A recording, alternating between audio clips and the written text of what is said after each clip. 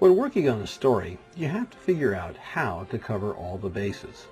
You have to first understand your subject and then determine how to approach him, her, or it. This revolves around the 5 questions that every reporter has to ask: who, what, where, why, when, and sometimes how.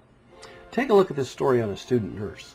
The assignment was given with 2 stipulations. 1, a tight deadline, 3 days. 2, the only times the nurse was going to be available was at 1 class during Fresno State and during 1 shift at the hospital. In other words, no redos. The first step was to meet the subject and hit the ground running. The photographer shot about 120 images, and from there the first edit was made.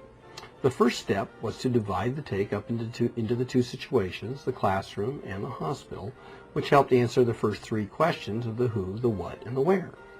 The why and the when proved a bit harder.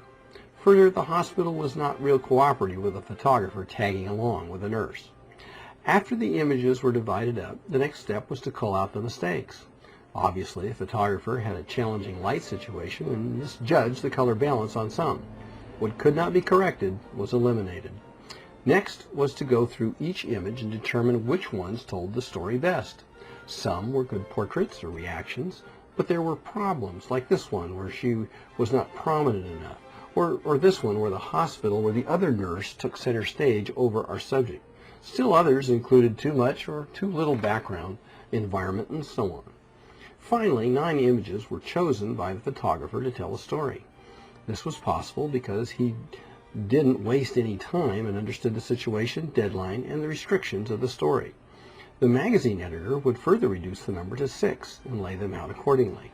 But there was an unforeseen development. The shot of the nurse during surgery was decided to go on the cover of the magazine, creating a hole for the inside layout.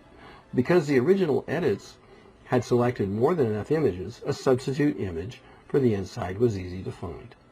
Shooting a story is different than just taking pictures. You have to understand not only the subject, but the conditions in which you are shooting, both technically and aesthetically, and how to hit the deadline with the best possible quality.